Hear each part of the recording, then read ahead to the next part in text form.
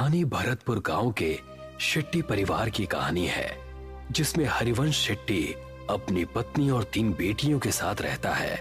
हरिवंश पेशे से इंजीनियर है और अपनी तीनों बेटियों को बहुत पढ़ा लिखा कर अपने पैरों पर खड़ा करना चाहता है। गांव के सभी लोग हरिवंश को बेटियों की पढ़ाई के बजाय उनकी शादियों के लिए पैसे जोड़ने की सलाह देते हैं, मगर हरिवंश शेट्टी अपनी मर्जी का मालिक है। वो किसी की नहीं सुनता सिवाय अपने। एक दिन अपने ऑफिस जाते हुए हरिवंश को रास्ते में उर्मिला चाची मिलती हैं। बेटा, मैंने तुम्हें मना किया था ना बेटियों को इतना पढ़ाने से, मगर मैंने सुना है तू उन्हें विदेश भेजने की तैयारी कर रहा है। हाँ चाची, आजकल के बच्चे पढ़े लिखे होते हैं और सब अपने पैरों पर खड़े होते हैं। मैं भी अपनी बेटियों को बहुत पढ़ाना लिखाना चाहता हूँ। एक बार अपने पैरों पर खड़ी हो जाएं, उसके बाद शादी की सोचेंगे। मगर बेटा, उनकी शादी। ओफो चाची, अभी वो तीनों बहुत छोटी हैं। तुम उनकी चिंता मत करो, मैं हूँ ना, मैं सब संभाल लूंगा। इतना कहकर हरिवंश अपने ऑफिस के लिए निकल जाता है। उसके ऑफिस पहुंचते ही उसे खबर मिलती है कि गांव में भूकंप आया है और सब बर्बाद हो गया है। हरिवंश वापस घर पहुंचता है और देखता है कि उसका पूरा गांव बर्बाद हो गया है। अरे ये सब क्या हो गया? मैं तो लुट गया, बर्बाद हो गया। अब कैसे सब हो पाएगा? मेरी बेटियां कैसे विदेश जाएंगी और आगे की पढ़ाई करेंगी? अजी, नुकसान तो पूरे गांव का हुआ है, मगर भगवान की कृपा है कि हम में से किसी को कुछ नहीं हुआ। सभी लोग जल्दी से जल्दी गांव को खाली कर दो। सरकार ने कहा है यहाँ अभी और बड़े भूकंप आने वाले हैं। देखते ही देखते पूरा गांव नदी पार करने के लिए इकट्ठा हो जाता है। सभी नदी के किनारे खड़े जिट्टी का इंतजार करते हैं। वहीं हरिवंश शेट्टी का परिवार भी अपने नंबर का इंतजार करता है। हरिवंश किसी सोच में डूबा है, तभी उसके कंधे पर कोई हाथ रखता है। हरिवंश पलट कर देखता है तो वो डर जाता है। खून से लथपथ एक आदमी उससे कहता है, बहुत लंबा इंतजार करवाया है तूने, आखिरकार तू हमारी पकड़ में आ ही गया। हरिवंश उस आदमी को देखकर डर जाता है।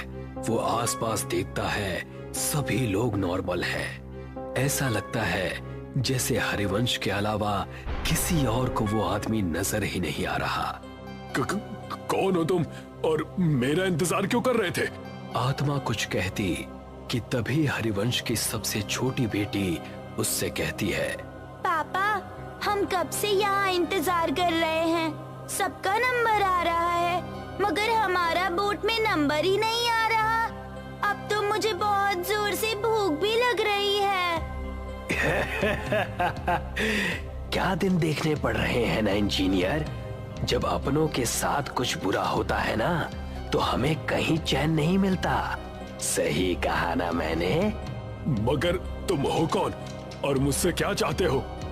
तभी हरिवंश की नजर नदी के बीचों बीच चल रही नाव पर पड़ती है, जहां से बहुत चीखों की आवाजें आ रही हैं।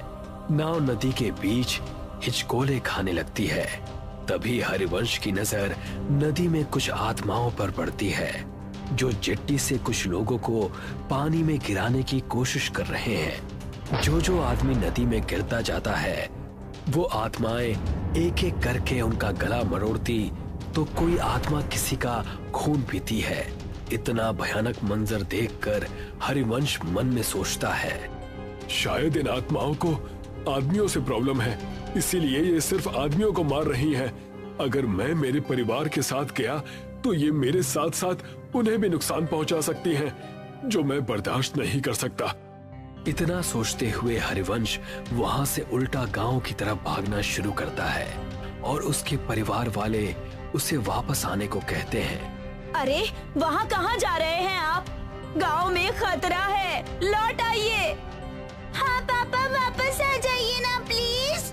वहाँ मत जाइए, मत जाइए ना पापा, वापस आ जाइए ना। मगर हरिवंश किसी की नहीं सुनता और गांव के अंदर भाग जाता है।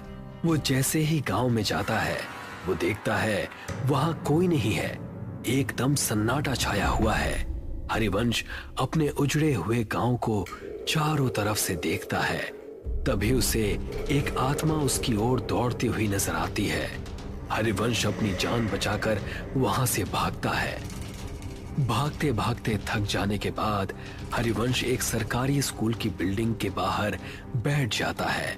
वहां भी उसे सब उजड़ा हुआ दिखता है। तभी दो छोटे बच्चों की आत्मा हरिवंश के पास आती है और उससे कहती है, अंकल, हम तो मासूम से बच्चे थे ना, आपने हमें क्यों मार दिया?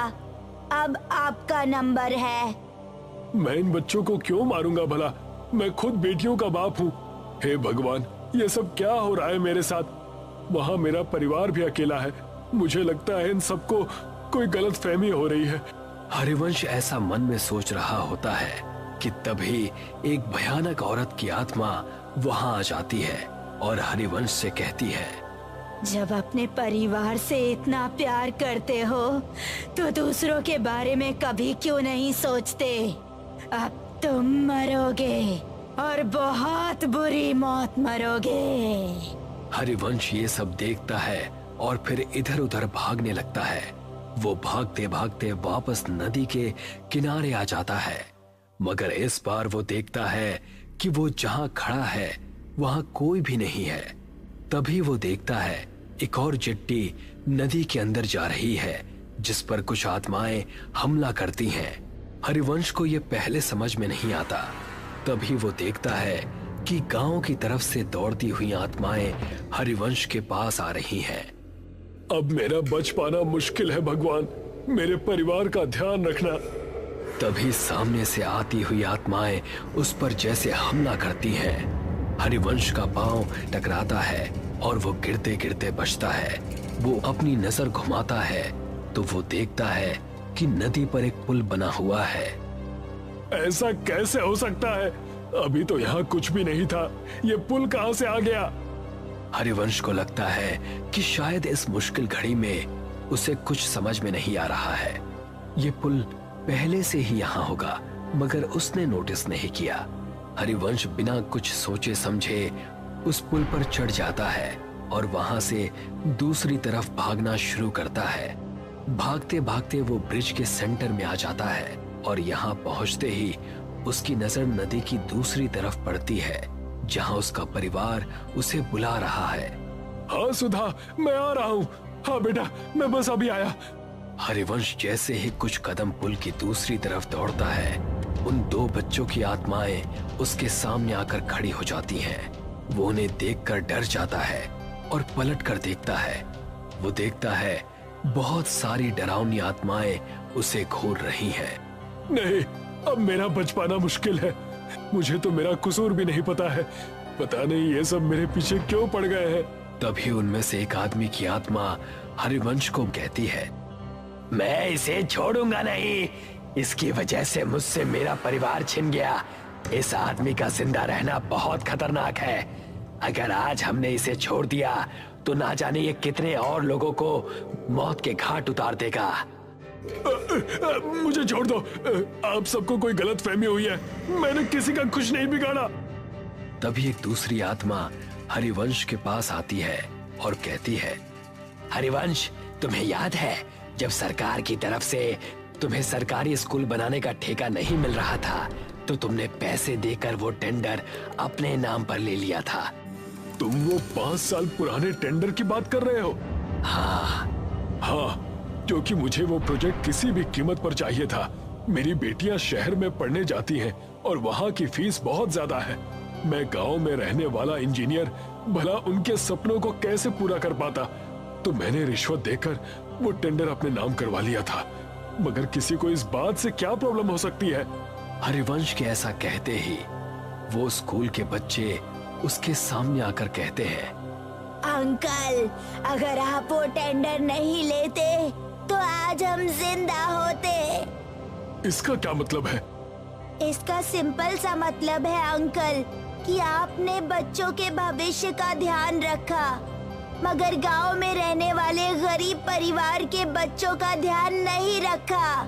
तभी आपने टेंडर मगर उसमें भी पैसा बचाने के चक्कर में आपने घटिया मटेरियल का यूज किया, जिसकी वजह से हमारा स्कूल बिना किसी वजह से ही टूट कर गिर गया और हम जैसे सैकड़ों बच्चों की जान चली गई। ये सुनकर हरिवंश का मुंह खुला का खुला रह जाता है। वो कुछ कहता कि तभी एक औरत हरिवंश के पास आती है और उससे कहती है, इंसान नहीं राक्षस है तू। मेरे बच्चों और मेरे पति को खा गया, अब तू मरेगा। तेरे घर वाले तेरे मरने का तमाशा देखेंगे। उन आत्माओं की भीड़ में से 2 आदमियों की आत्माएं निकलती हैं और हरिवंश को हवा में उल्टा लटका देती हैं। उल्टा लटका हरिवंश उनसे कहता है, मेरी गलती माफी लायक तो नहीं है, मगर फिर भी मैं आप सबसे हाथ जोड़कर माफी मांगता हूँ कि मेरी भूल को माफ कर दो। तभी आत्माओं की शक्ति से उल्टा लटका हरिवंश गोल गोल चक्री के जैसे घूमने लगता है। तूने कोई भूल नहीं की इंजीनियर, तूने तो सब सोच समझ कर किया है और जो तूने किया है ना उसे पाप कहते हैं। पाप की माफी नहीं होती, उसकी सजा होती है जो अब तुझे हम देंगे। नहीं नहीं, मैंने कुछ भी जानबूझकर नहीं किया, प्लीज मुझे माफ कर दो, प्लीज जाने दो। हाँ, आज तुझे इस दुनिया से भेजने ही तो आए हैं। तू शायद भूल रहा है इंजीनियर, तूने गांव का सिर्फ वो स्कूल ही नहीं बल्कि म्यूनिसिपल का हॉस्पिटल भी बनाया था। गांव में ऐसे कई छोटे बड़े प्रोजेक्ट हैं जो तूने पूरे किए थे। और हाँ, आज जो ये तू इस ब्रिज में झूल रहा है ये भी तो तूने ही बनाया था। तुझे अंदाजा भी है कि तेरे बनाए गए सभी प्रोजेक्ट्स का एक जैसा ही हाल हुआ है, तो तू 1-2 नहीं बल्कि हजारों मौतों का अकेला जिम्मेदार है। ये सब सुनकर हरिवंश को अपनी सारी काली करतूतें याद आ जाती हैं और वो उन सब से कहता है, हाँ, मैं सब कुछ स्वीकार करता हूँ, मैं सारी गलतियां मानता हूँ, मैं इन सब का दोषी हूँ। मगर हर माँ बाप अपने बच्चों की खुशी के लिए कुछ भी करता है, तो मैंने भी मेरे बच्चों के भविष्य के लिए ऐसा किया था। हालांकि मैं अब ये बात मानता हूँ कि मैंने जो भी किया वो सब गलत था। हरिवंश की माफी से किसी को कोई फर्क नहीं पड़ता और देखते ही देखते वो आत्माएं वहां से एक एक करके गायब होने लगती हैं। हरिवंश को समझ में नहीं आता कि ये सब क्या हुआ। वो हवा में उल्टा लटका हुआ है, उसे पुल पर कोई नहीं दिखता, सब गायब हो जाते हैं। वहां उसके परिवार को चिट्ठी मिल जाती है। वो दूर से ही अपने परिवार को नदी की दूसरी तरफ जाते हुए देखता है। जिस ब्रिज के ऊपर वो उल्टा लटका है वो ब्रिज भी धीरे धीरे गायब हो रहा है। हरिवंश जैसे ही खुद को खुले आसमान के नीचे नदी के बीचों बीच उल्टा लटका हुआ देखता है, वो देखता है कि उसके आसपास उसी की तरफ बाकी की आत्माएं भी उल्टी लटकी हैं। वो उन्हें देखकर डर जाता है। तू और तेरा साथ देने वाले सभी लोग अब इस दुनिया में नहीं हैं और आगे भी जब जब तुझ जैसे लोग ऐसा काम करेंगे हम उन्हें सजा देने आते रहेंगे। इतना कहकर वो सारी आत्माएं हरिवंश पर झपट्टा मारती हैं